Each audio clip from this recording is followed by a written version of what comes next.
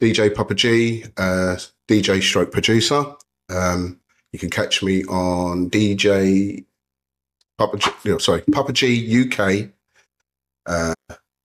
on all my Instagram and Facebook. Yeah. My name's Dapz, and I am a mastering engineer at Compound Audio. If you go to the website www.compoundaudio.net, you can find me at all my socials by looking on the site. Perfect. Right, guys. There's nothing more you could go down. It's all right. That's all right. I just want to say that I'm proper excited to chat with you guys. Okay.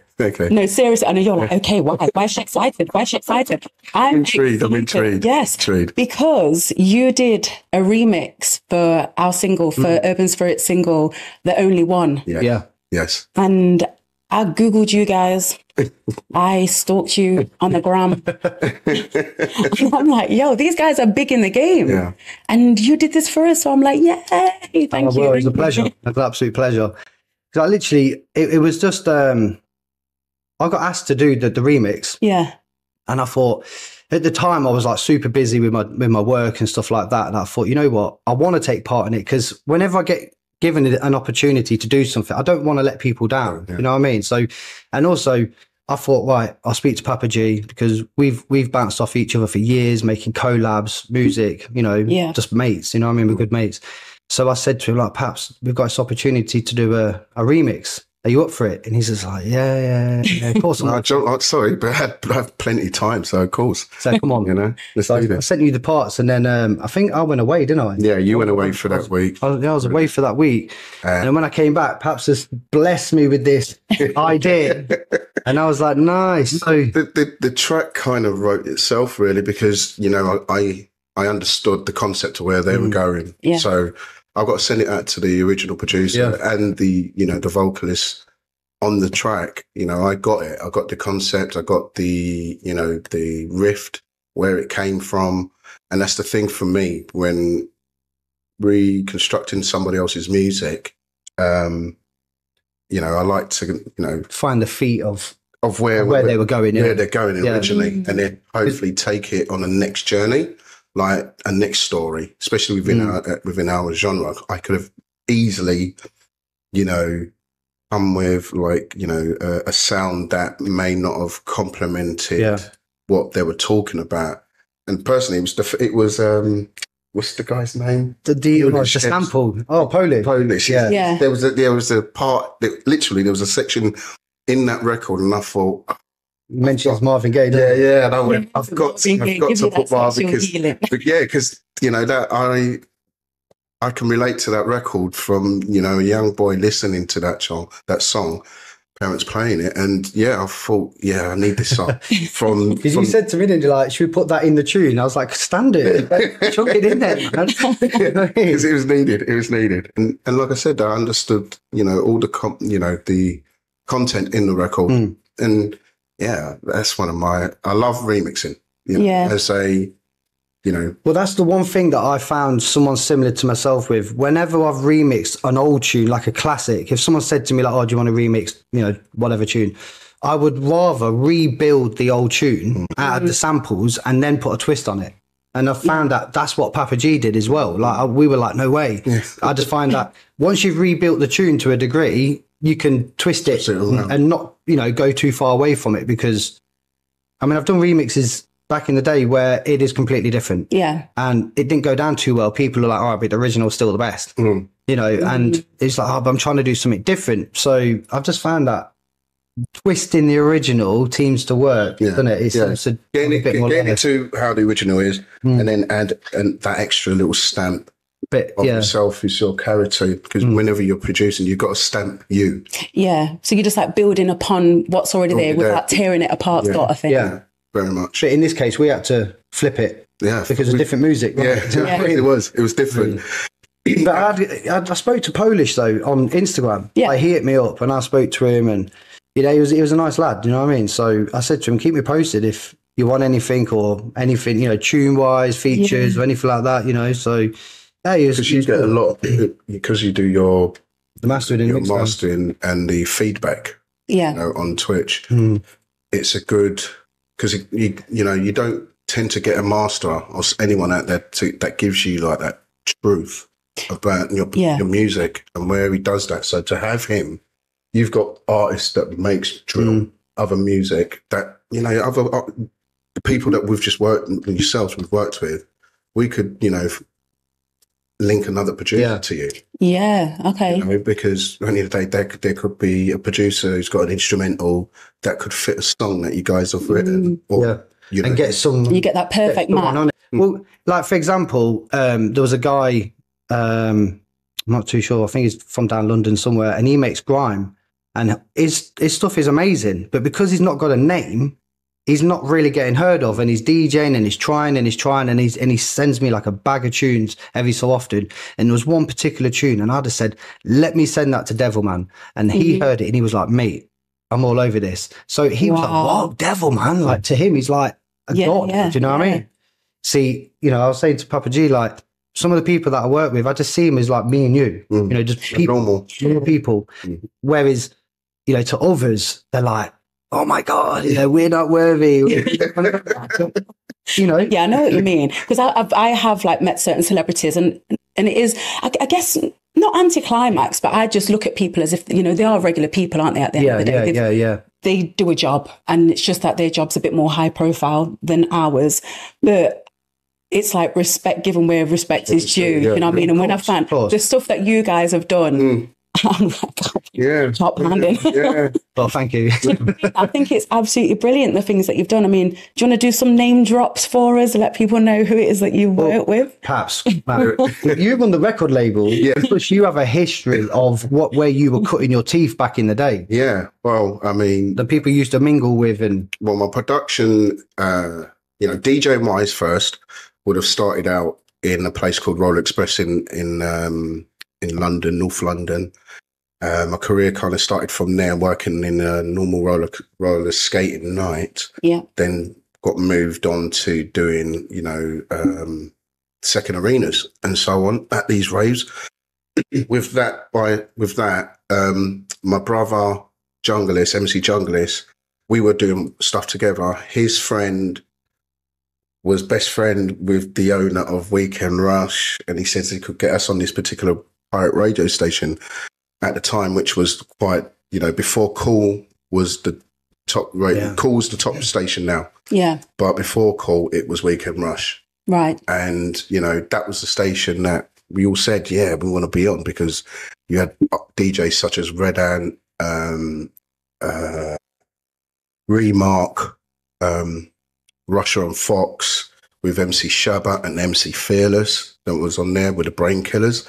So yeah, that was the station for me that I wanted to get on. And I was taking it way back. Yeah. This is 93. So yeah, but from 93 to 95, I got to a position where I wanted to produce my own music. You know, from time you're on a radio station with people like Remark, Mr. R.I.P. Don, you know, from Suburban Bass, Bass and that. So yeah, I wanted to learn how to write music. Yeah, definitely. I wanted to learn how to, you know, learn how to produce this music. Yeah. You know? And I think my first studio I ever used was at the back of Roller Express, with a producer called Highlander. I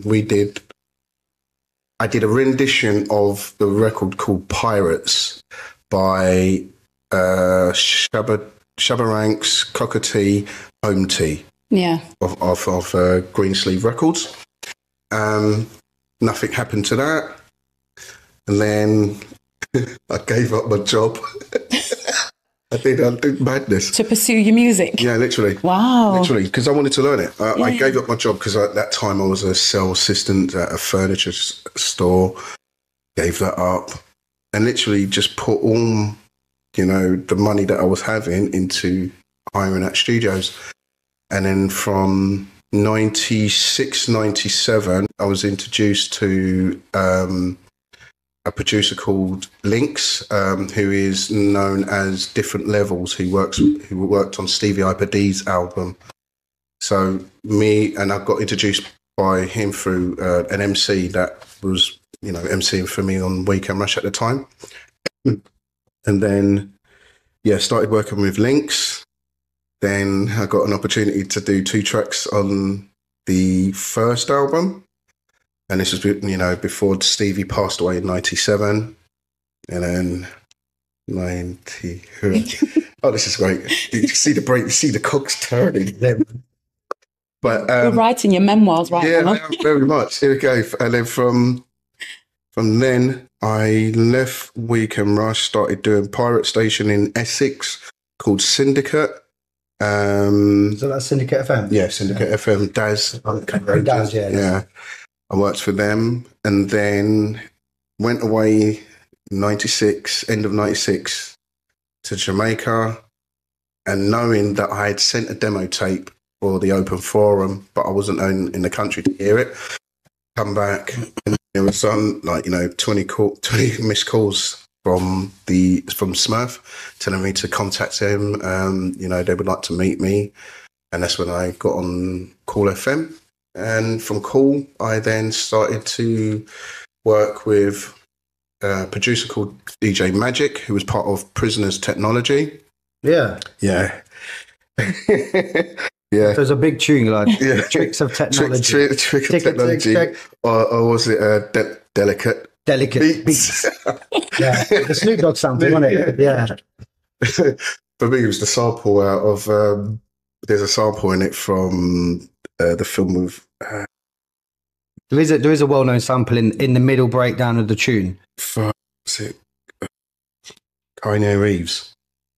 It's from one of his films. It's a technical. That's me. But it's surrounded by point. Yeah. Are these all like jungle and drum and bass? Yeah. Jungle drum and bass. Yeah. So you can look these all up on Fresh Cut Records. Yeah. Which one it was, but number one was the yellow. Yeah, that was Yellow Center. That was technology. Trick of Technology, wasn't it? That's that one. So yeah, worked with Magic alongside another producer called Rampa. He won an Asian kind of competition, Asian jungle DJ competition back in the mid-90s. End up working with him, me, Magic, and him, done a label together called Detox. From Detox, I then end up working with my friend's record label called Tiamat, which was interlinked with Juice Recordings A Splash. That's another thing from Dapz, wasn't it? From Dapz, and I was doing everything. At these times, I was using Daz's studio. Yeah. But at the same time, I was trying to get music on his label, but obviously my skill sets wasn't at that. Yeah, and this was in London. This was all back in like London / Essex. Yeah. You know, like the label's based in Essex, but I was living in London.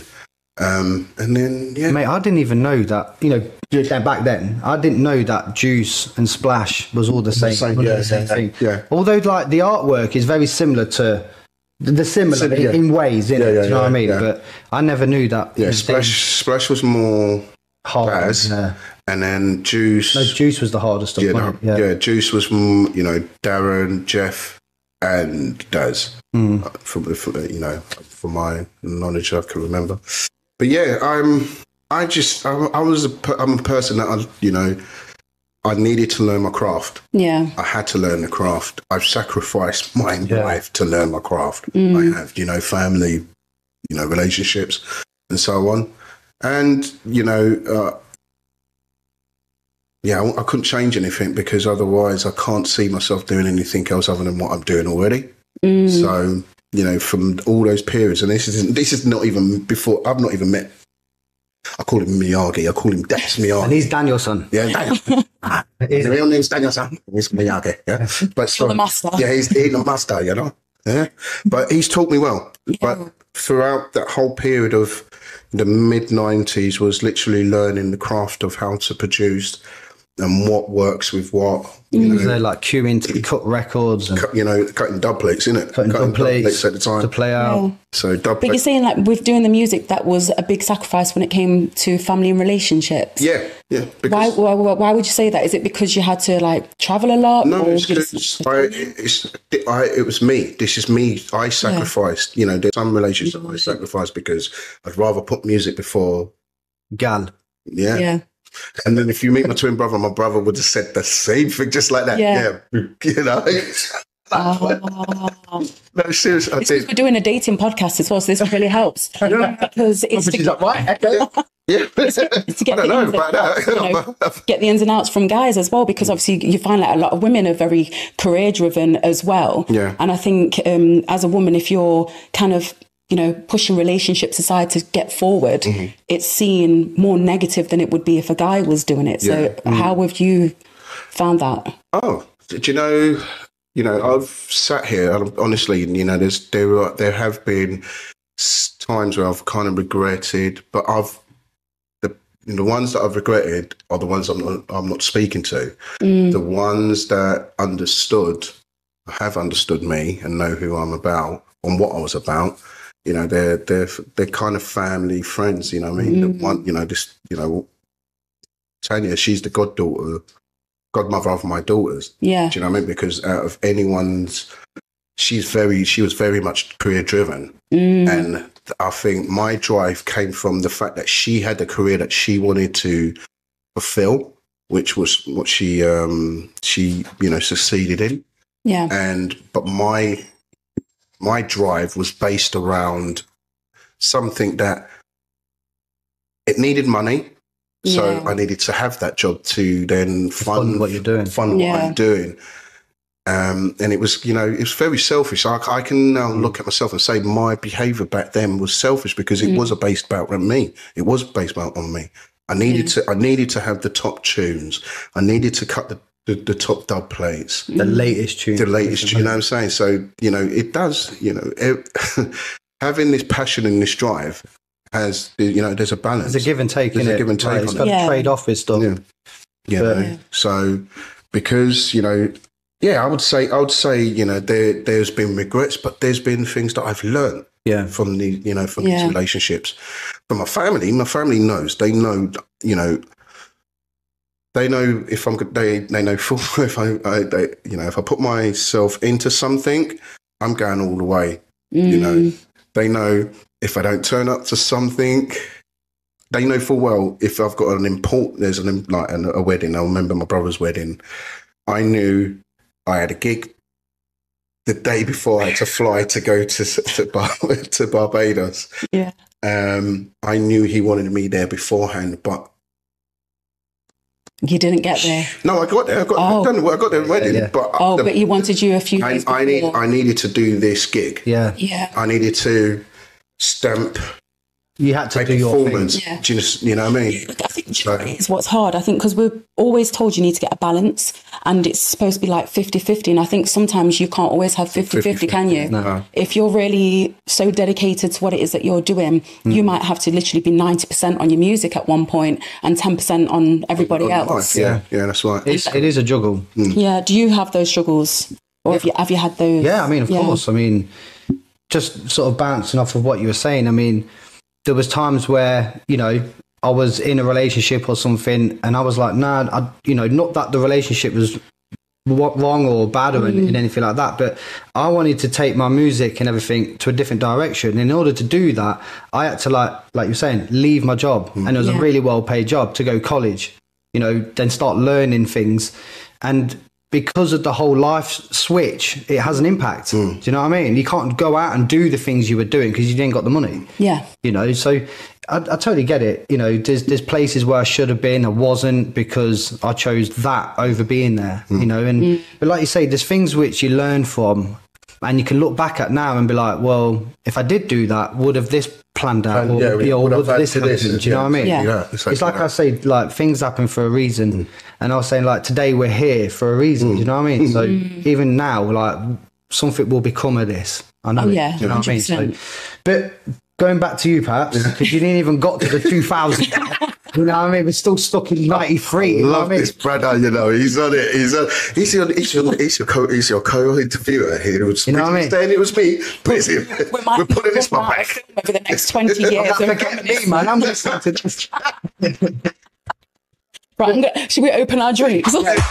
Let's take a quick break to give a shout out to today's sponsor, Drink Wagwan. You can find them on all of their socials at Drink Wagwan.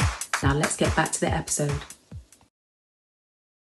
It's going to be No, but like, look what you've achieved now, man. You've got a record label. You've got that. What the award? Come on. That's it. That's it. Yeah, there we go. I forgot.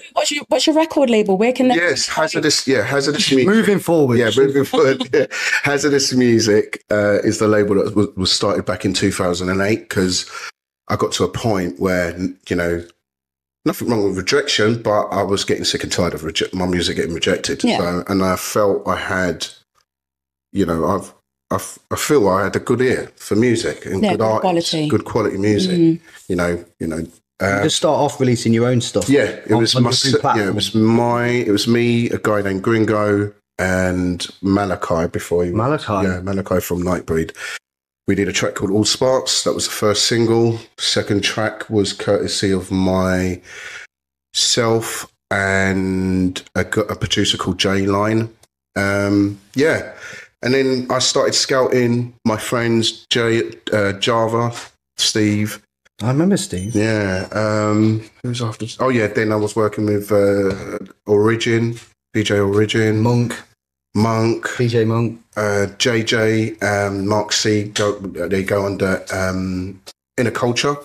JJ produces on his own at the moment, but Mark C's still there. You know, does his own production. I've got a nice little team. I can actually say. Where's you based? I'm now based. I am now based Midlands. Yeah, from London. Yes, but yeah, your best Midlands accent. I can't never do it. Yeah. Someone say shut up. Yeah, if you hear shut up, that's the word. Like, but that's because of the area where you live. Yeah, just shut up. It's a bit different in Notts. You know, it's different in Nottingham. Yeah. So, but no, I moved from London 3 years ago to Leicester. So now the label's based in Leicester. Yeah. Then you got the award, man. Yeah, not 2016. Yes. 2016, got told that my name was in the Breakthrough Jungle Producer of 2016. Wait, how does that feel though? Imagine, right? So it's 2016. I had never thought of winning. Yeah, but you're a breakthrough producer and you've started back in the early 90s.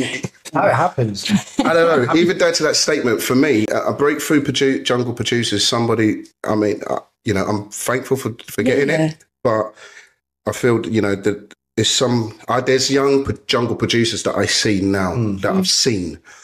KJAR is one, Jinx is another, Aries, Gold Dubs. Do you know what I mean? We've all been going for a long period of time, yeah? It's just that break, right time, right moment. So, I think at that time, I was, you know, just broken up from the kids' mum.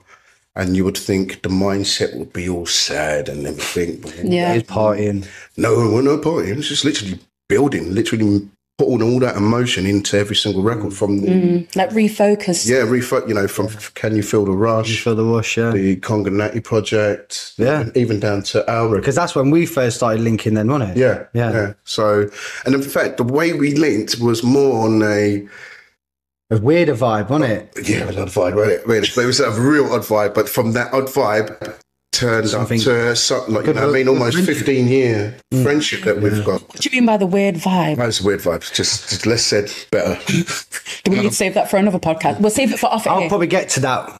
You know, if we got enough time, you know what I mean? So, do you know what? We'll chop this up. We might end up with like 3 podcasts with you guys. You know what I mean? And week one. The vibe was, you know, for me was as a new producer. Yeah. I was very much from a world of my music being recorded onto a Dapz. Now, during, you know, in the 2000s, I've gone through a stage where, you know, I'm hearing terminologies called stems.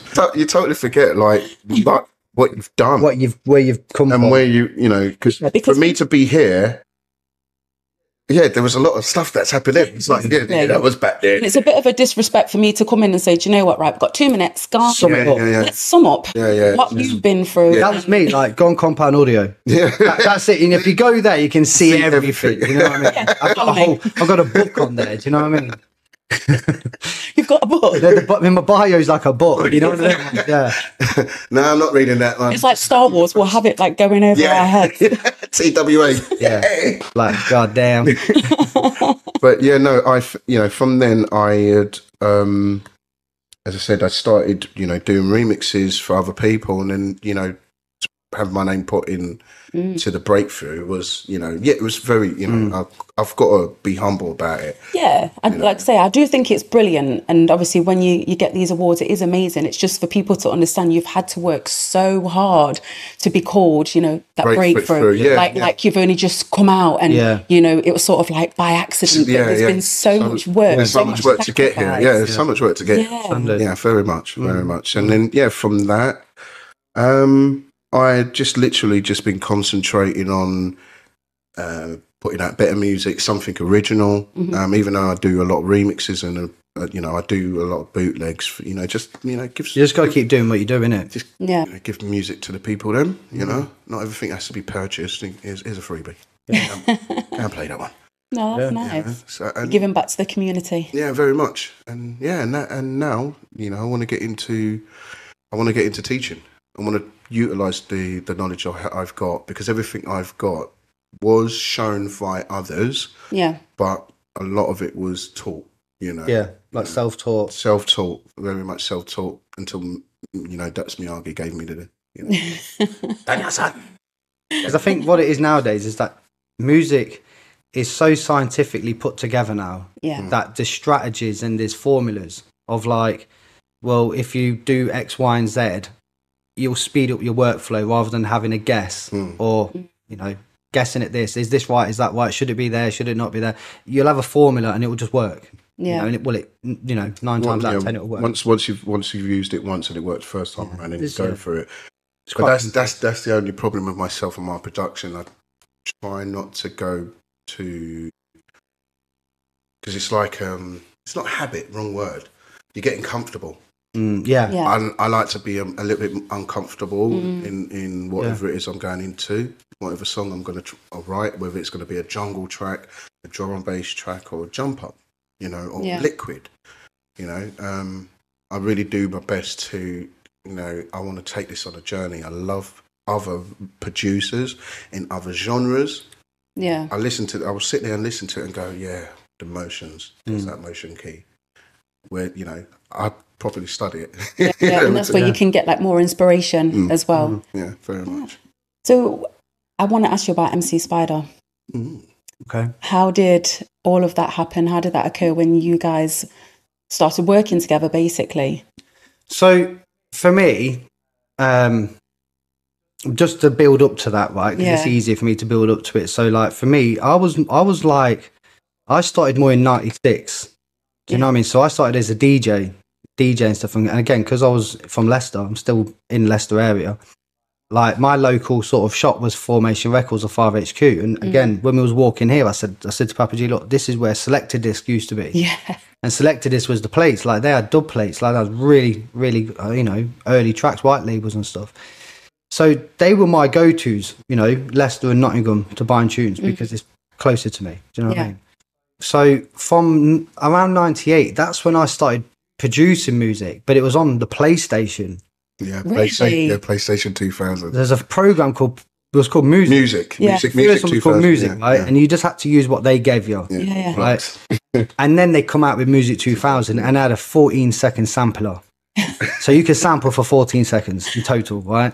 But we would use an old tricks, what they would have done in studios, because you remember, like, in them times, you would either have to know somebody who's got a studio or have the money for a studio. Yeah. Because then it was like computer and you had to have a rack of keyboards or a sampler or something, because that was the only way of getting sounds from the real world into your music. Yeah. Do you know what I mean? That's my phone going. So basically I started making music on that and I really enjoyed it, but it's kind of like it took me to a place where I couldn't go anymore. Like I reached its limit of doing what I was doing. So I had to then invest in a PC, because we're talking now around 2000. You know, I bought a PC and I started dabbling with this, because as you say, like you get DJing and you get to the point where you are just DJing out, innit? And you want to play your own tunes. You know what I mean? And at that time, you had 2 turntables and you had this crusty CDJ in the corner and it was never switched on. You know what I mean?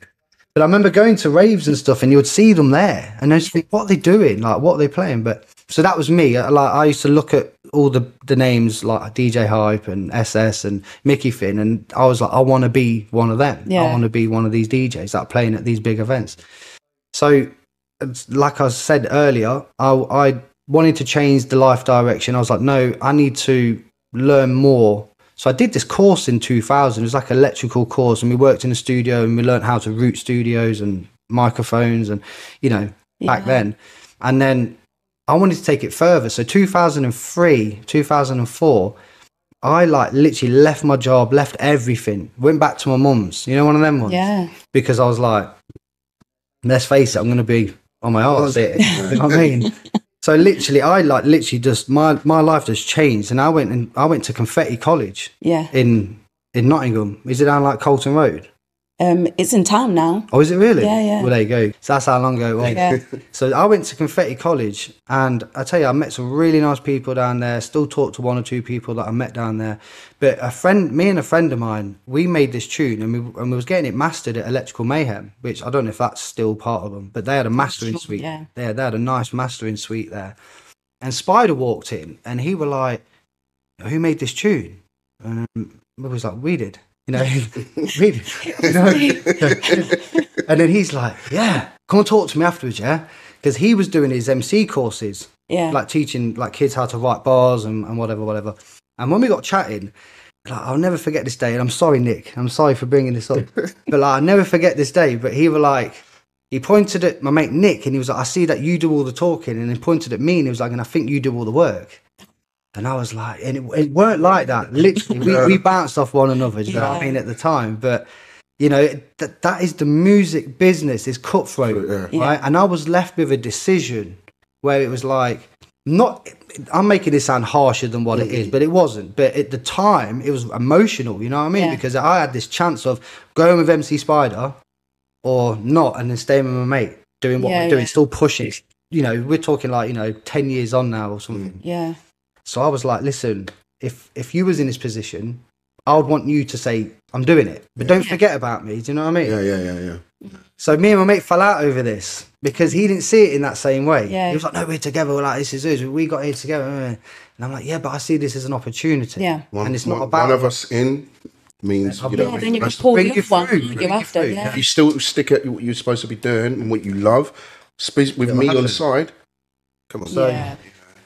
So moving on, I then started to work with Spider, and we started the whole Special X thing. So like there was me, Spider and Trigger, and we used to go out and DJ under Special X. Yeah. And we did this thing called the Special X Rinse Out.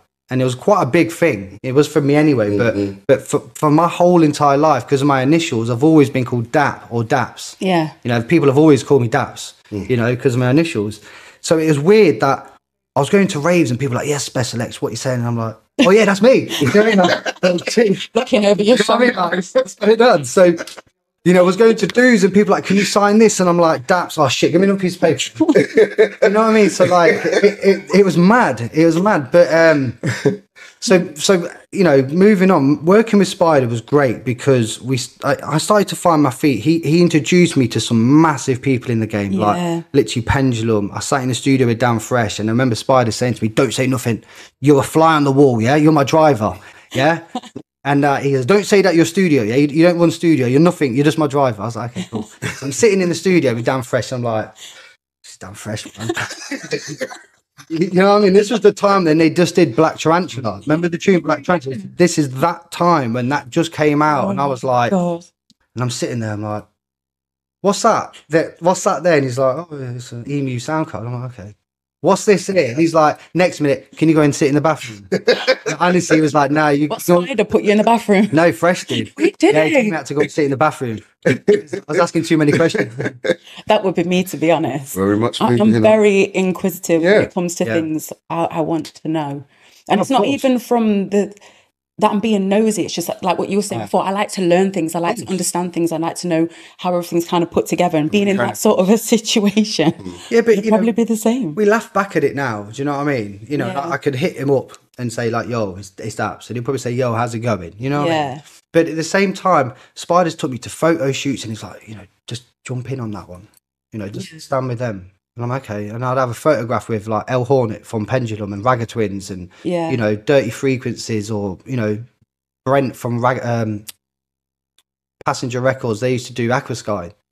And there was loads of moments, like amazing moments and stuff that I was there at the right time. But again, because of Spider, you know what I mean? As I say, like I had these pictures with a lot of people, which again I could then put on Facebook. Well, at that time it was MySpace. Yeah. Oh, you remember MySpace? Yeah. But then it's got a bit creepy. Yeah. It was weird. Yeah. It was a bit weird. But, your pictures. Yeah, but it was really good for music, wasn't it? Like for it was more for music. Yeah. Very much for music. Do you remember? Well. So basically, you could have your own backgrounds. It was a great way of people getting to know coding on how to make their own backgrounds and bits of artwork and stuff. And we used to use this guy called MC Coco. He used to do all our backgrounds and stuff, like mine and, you know, when we was formed Strugglers, which I'll get to in a minute.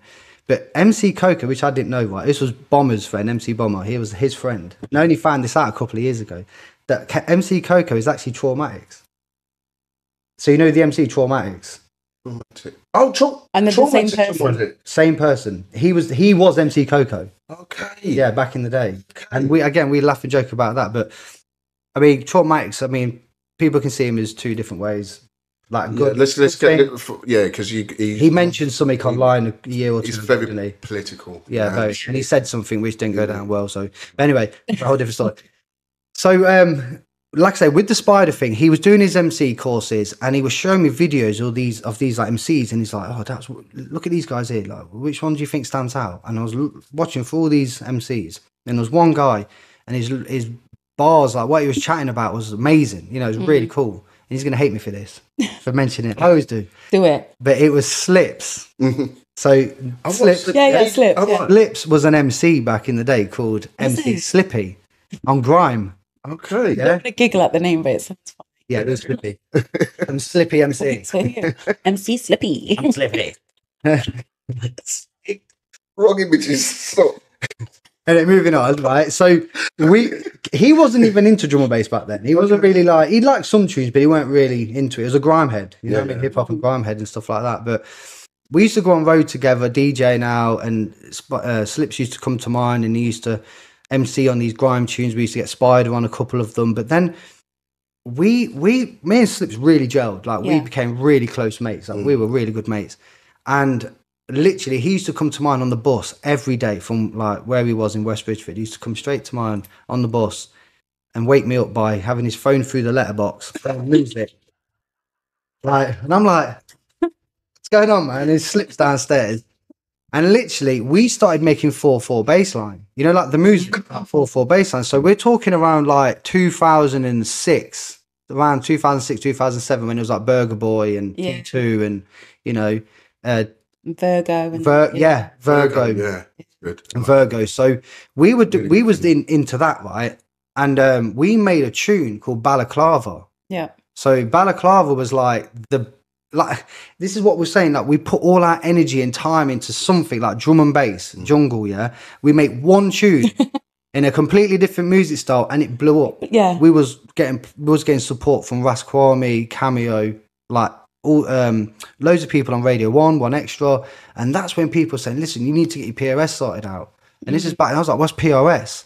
And PRS is like a performing rights society. Yeah. Where again, for anybody that doesn't know what that is you know, get it. I think it's like £100 for a lifetime license. Yeah, get signed up. You get your royalties in some sort. There's other avenues like Centrix Music. I think Centrix, might pronounce it wrong, but it's like MCPS as well. Yeah, that's for licensing to play music. Where someone's paying in a shop and stuff. Yeah. But as I say, you know, to see money coming in from something you love doing, you know, you do it for the love, and when you start seeing money for it, you're like, wow, you know, it does work. You know, it does work. So we got picked up by a record label called Passenger Records, which was a breakbeat label ran by a guy called Brent, who was part of a trio at Aquasky, and he was giving us all these remixes to do from all these break artists and stuff, some in America and stuff like that. But I don't know what happened. It got to about 2009, and me and Slips was just a bit burnt out, just on it every day. We wanted a break, and we never really did find our feet again afterwards. So I started back on my drum and bass. Yeah, you know what I mean, and I started to, well, in between that time as well is when I was doing that youth work, you know, like for a company called Send, which was based in Clifton, not Clifton, Sneinton. It was based in Sneinton, where we would go to schools teaching kids, you know, and then was doing the thing with Spider as well at the youth centres and stuff around Nottingham. But yeah, I mean, I went back to the drum and bass as Dapz, and I was doing jump up because around that time it was jump up. It was a very jump up sort of. It was original big. Scenes. Original. G-Dub, original Sun, Hazard and Zen, Flips and them lot, But there was something that I was going to mention when you were talking about like what you were doing in the 90s and then 2000s, and then you were saying like, so you've done all this, and it was only then that you got the award, you got that breakthrough. And again, not to like skew the conversation or anything, but I believe, right, from say 96 when it switched from jungle to drum and bass, I believe from like 96 to 2010 it was gatekeeped. Oh yeah, it was gatekeeped. Yeah. You know what I mean? Like some people, because jungle, I would say, you saying that, that's so true. Because it was only 3 records a year of jungle that was really shelf life. Yeah, I'm saying that was actually kind of been given to the punters. Otherwise, it was very much, it was D&B. It was very much, what was it, Clown Step? Clown Step was clapping in. And like the resurgence of jungles come within year 2015, 16 upwards. Yeah. There's a bit before that. Sorry, whip myself. There's a bit before that because you wanted a remix. This is what I was going to get to, how we met each other. Yeah. But no, just again, like, I don't want to go into this gatekeeping thing because it's a very arguable debate. You know what I mean? Because I only seen 1 or 2 names come through in the early 2000s, like Gary Kay. Like Fat Man D, people like that was just coming through on it. Do you know what I mean? Like, I think it's when they started their own brands and the connections with Nick and Profile. But for me, what it was is when it went from vinyl to digital, and people then could do their own labels. The doors were open because you could do your own label. There wasn't a big investment. You didn't necessarily need to wait for, even, as you say, the gatekeepers to give you the tick. That's what I was going to ask, like where the turnaround came then. So, but it's obviously because I was thinking from the digital era. Because again, like G-Dub got moved down from, I can't remember where they were from. I always think Middlesbrough, but they're not from Middlesbrough. I don't know, but they got brought down by SS, and they had a studio in Leicester, and it was not too far away from me. And I remember sitting in the studio with them, and again. They knew who I was. We was chatting, file sharing, whatever. And I learned a lot from them. Like when they explained to me about the free baseline rule and using like these sawtooths on top to gel things together and blah, blah, blah. And I remember playing them a tune and they were like, can I play this to Hype? I was like, of course you can. And they're playing it down the phone to Hype like this. Hype was like, I want 3 more like that. But, even then was like... You have to, and then when you do, this is what I'm saying. It's hard to get through. But anyway, as I say, like I then continued on as Dapz, and I was just doing jump up, and I had a couple of releases on some jump up labels, and a certain someone approached me and said, "I'm really liking what you're doing. You want to come and link up?" And I started linking up with them. I don't want to mention names because I can't, because it's too. And we became a duo. You have to sign like a... No, it was more like it was just headache. Yeah. Okay, fair enough. Yeah, we need like a month. I'm trying to go through it. Bookmark it and be like, yeah. 2015. 2015, but even then, diary. I've got 20 up to 2015. I can only say that I've continued to do the same stuff that from up to the period I won the award. And doing a lot of work with Dean to keep both of our names relevant. Because, even up to the point we met, our friendship started due to an understanding because there's a way you are, any type of business on whom you're speaking to, if you don't know who they are, don't speak down to them. Yeah. Do you know what I mean? Yeah. If that individual don't have an understanding of something, explain it to them. But don't speak down to them.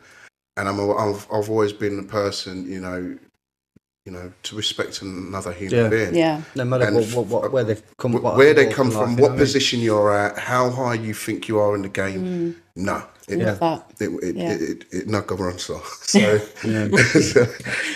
hence the reason why our friendship is, you know, has been how it is, because we've got an understanding. You know, and even if he's got something to say to me, he knows how to articulate himself and put it across to me, regardless of whether it's going to hurt my feelings or not. Yeah, but you've got the respect there. We've got we've got there's no bad mind. No bad mind between anything we tell each other. Yeah. You know what I mean? It's literally forever uplifting, you know. So you're from, like I said, 2000, I'll say 17. You know, it was based on bookings and continuing doing remixes. Yeah. And So what's it like for you guys now? So obviously we're at the end of 2023 going into 24. How do you see the whole drum and bass, jungle, everything? Like, how do you see it kind of progressing? Or do you see that you're out there more now and more people are accepting it? Or no, it's definitely progressed, because, you know, the biggest record in 2013 is Better Than. Yeah, and, you know, that formula there is no different to when you heard Wicked, no different to when you heard Original Nutter. Or when you heard the Fresh tune. When it got to number 1, Hot Right Now. Even down to Shake Your Body, Shy FX. Yeah. You know, there's been bits. There's, you know, and as we said, there's bits and spurts. But now you've got particular, you know, young producers coming through, you know, being head honchers, like where before we would be talking about the Godfathers, the Mickey Finns, the Darren Jays, you know. Now you've got the Serum, the Headaches, the Chase and Status. You know, those are the superstar DJs. Yeah. So I personally feel it's you know, I love it. I absolutely love it. Yeah.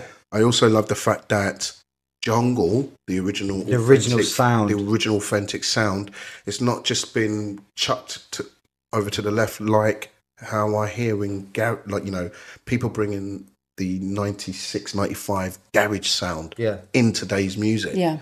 Where, you know, for some of us, you know, I remember that 95, 96. You know what I'm saying? So, for the music, it's thriving. It is. The audience it stems from, you know, I don't know if it's because we're getting older, but like it's a very young audience. Yes, very young. But the way I see like music, as in a song now, like if you go back to the 90s, it was like a 6-7 minute tune. Yeah. Right. Yeah. Nowadays they're like 3.5 minutes. If that. Sometimes. Right. Yeah. So the thing is, there was a point in time where it wasn't like you've written a tune and you've written it. It's a lot of it now is you would do your initial drop, and then, you know, 32 bars, you'll do a next section, and then it's a copy paste sort of thing, right? Yeah. But it's got to the point where this is what I think in future, or probably happening already now, is that there'll be the intro, and then there'll be a drop, right, of the tune, and then that's it. Like literally, it'll drop, and then it will slowly wind down and enter the end of the tune.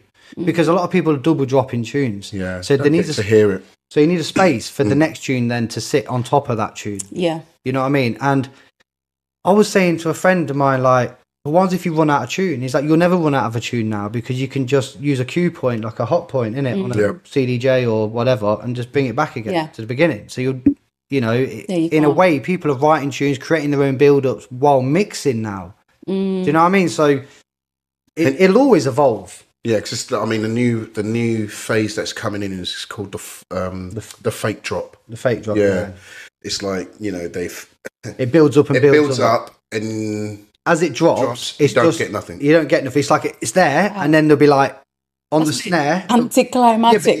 But so you're the sound. You're hype, and then it's oh. But if you think about it, I get what they're doing, because that's what house music is. It house. It makes sense, like in some places, but like not all the time. No, but in drum and bass as well, a lot of people are now doing this 4 to the floor, second half of the tune, where it's a straight kick, and I'm like, is it? It's happy hardcore. Is it like a hardcore coming back to it? Yeah. So. Well, you know, there are people that love it, you know. But you know, just going back to like how I met Pappa G, was like he wanted a he wanted a remix from me. And at the time I was a duo under a certain name, right? And you approached us, didn't you? Saying, "Oh, can you do as a remix?" There was a tune that you did, and the vibe and the energy from that particular record.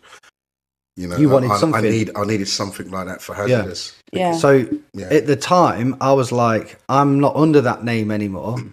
I'm back as Dapz. But because time had moved on, I couldn't go back to Jump Up because Jump Up was way different, like way different. In that period of time that I was under this other name, I was like, I'm gonna have to do Jungle. So I said to Pappa G, I says, I'll do you a Jungle remix, but I'm not talking like future Jungle, because there was a time when Jungle kind of came back, didn't it? Like through Blade Runner and Stirrum and stuff. But it was more like breaks with a kick and snare. And that wasn't Jungle, if you know what I mean. It was like you wanted to take it back. I wanted to take it back. Yeah. And he was like, yeah, do it. Yeah, do it. Yeah. So I sent him, that was like... what was it? I Need to Know. I Need to Know remix wasn't it? Yeah. And that was it. From there, Pappa G like got me in contact with people like Monk and other people that he's known for years, and they were like, do a New Jack City remix. And then Hyper and Gapper G was like, do a River Nigel remix. And I was like, at least a classic, you know, these are big tunes. And like DJ Rap was like, do you want to do Spiritual Aura? And I was like, this is one of my favourite tunes. Like, this is what? You know what I mean? I remember listening to this in my brother's car, like, what? You know? So, you know, it's mad times of where it was. But again, you know, it was like I was doing my stuff, and I had a job at the same time, like working, and I lost my job. And at the time, I was doing a bit of mixing and mastering for other people. People was like, oh, how much do you charge for this and that? And when I lost my job, I was like, I'm going to push this now. Yeah. You know, and I started to do more and more mixing and mastering for record labels and self-financed artists and stuff. That it then put my DJing and producing to the side, because it just started overtaking, you know, with the amount of work that was coming in. And then by 2014, I registered my company at Company's House. Yeah. And then from there, it's just snowballed. And that's all I do now, like literally Monday to Friday, is I just mix and master for record labels and artists and stuff. Mainly digital music, innit? Like, I'd say like I can do band music, but it's not really my strength. If someone wants to send me a tune that's been done by guitars and drums and whatever, I'd probably give it to a friend and say, look, he'll sort that out. But for me, it's more like bass-driven music or digital music, you know.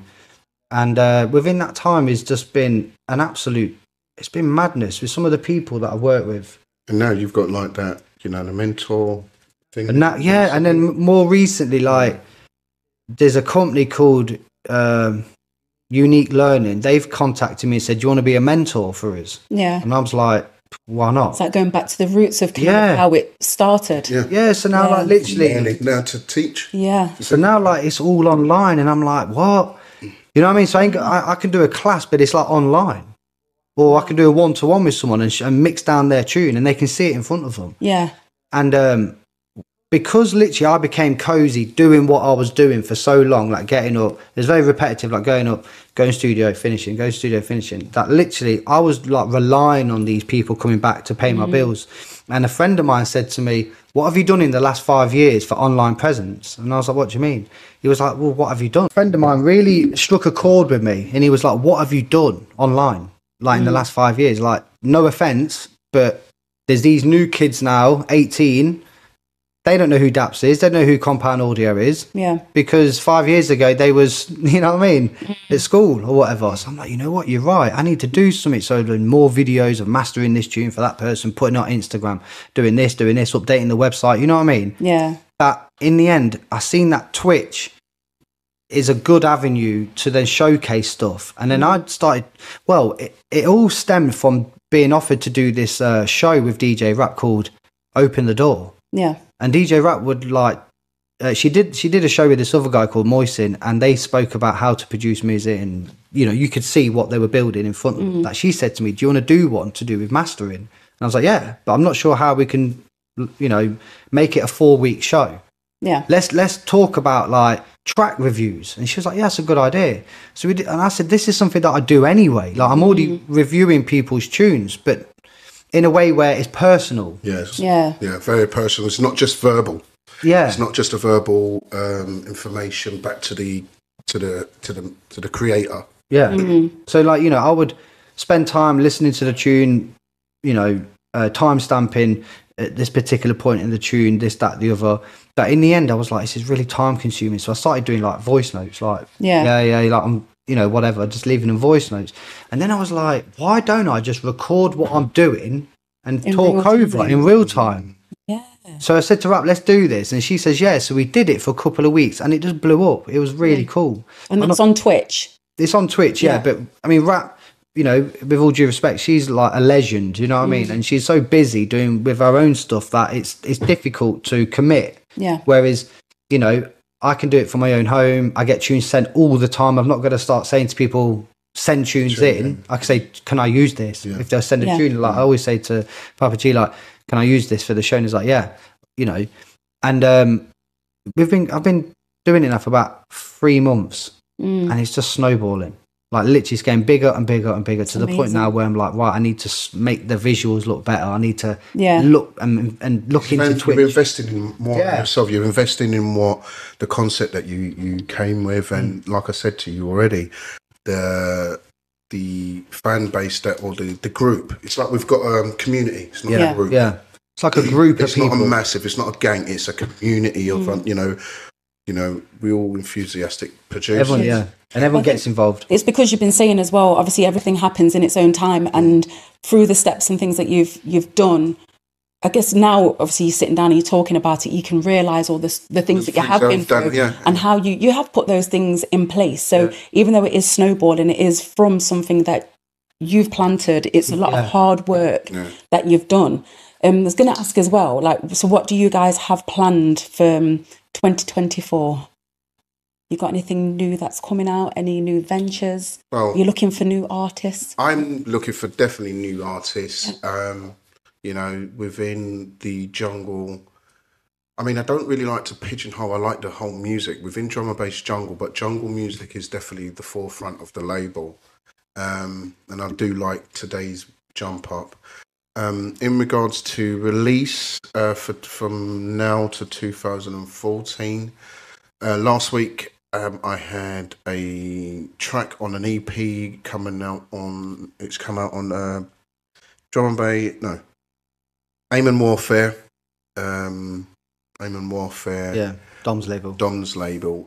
Which has got a track. Love is the message. Oh, yeah. Wicked tune. See, that's again taking it right back. Like literally taking it back. Right back to the original jungle sound. So I forgot. Oh, in November, I lost a lot of sleep last week to try and get this project that only had a week to get it done. But Dapz must come good, you know. Yours are the Clash. Yeah, it's called Trick and Treat, which is out on the Foundation Records by the 30th of November on that one. I've also got a single coming out by Toxin in November onto Hazardous Music, and myself and my friend Jamie G back in London from United Colours of Jungle. They do like a rave promotion, but he's the CEO to that promotion. We've joined forces. And we've got an EP coming out on Jungle Mania Recordings, and that should be in November. And literally, I'm just going to continue doing what I'm doing. Busy. Yeah. You know, I would like for next year. I would like to get myself onto some festivals. Do you know what I mean? And that's it, really. Showcase the jungle that I play. You know, because I could easily conform to the formula that's out there, but every single time they come with a formula, and it's like to say, "What this rule can't be broken." So you're telling me you can't play no like jungle beats in it? You know what I mean? I can, and I can make it make sense. Yeah, but that's true, man. Yeah, no, it's one of them ones. But that's all I want. I just want a stage show what you do. Pappa G's been doing. Nice. How about you, Dapz? What are you going to be up to? It's a tricky one because, as I say, I've just took on that new role with being a mentor for unique learning. So what I need to do really is start putting together courses. So what they offer is real-time courses. So I can do one-to-ones with people, or I can do a course where it's already done and you purchase it. Yeah. So it's going to take me a while to start piecing these together. But for what I've been really into lately is Twitch. I've been on Twitch for a number of years, but it's only been the last year that I've been streaming, like DJing, playing some of the old bits, on vinyl and whatnot. But I'd like to continue on with the live theme, the live stream feedback, and probably get guests on ever so often. Yeah. Like once a month, just get someone in to give their thoughts as well, because everyone in the chat gets involved, so it's great. But yeah, just to continue on working with labels, new artists, it's because it's not about just working with the big labels, you know what I mean? Yeah. It's about finding new talent. Because if I find anybody, if someone sends me a tune and I'm like, this is amazing, like send someone to nurture and nourish. Yeah, exactly. Like I would say, if it's this particular tune, I'd be like, let's try and send it here, or let's try and send it there, because I'm just one of these people where if I hear something good, I'll try and push it to the right people, because I remember how hard it was for myself trying to get out there, that I'm in a position where I could just send it here, send it there. That. You know what I mean? So for me, and like what you were saying, Pappa G, that you just got to keep being you. You just got to keep doing what you do. Do you know what I mean? So yeah, just keep pushing on with the mixing and mastering. So if anybody, anybody needs anything doing, sell, buy. Okay, so on that note, thank you so much, guys. Thank you. And obviously we can chat because I think we must have chatted for about an hour. Poor Holly says we've run out of time. Run out of tape. I'm called Mr. Can't Stop Talksky, yeah? No, it's been a pleasure. Thank you so much. It won't be the last time. We'll have you in again. Everyone's like, yeah, damn. What else, man? Thank you. That's all good. Thank you so much for having us. I really appreciate it. Cool. Thank you.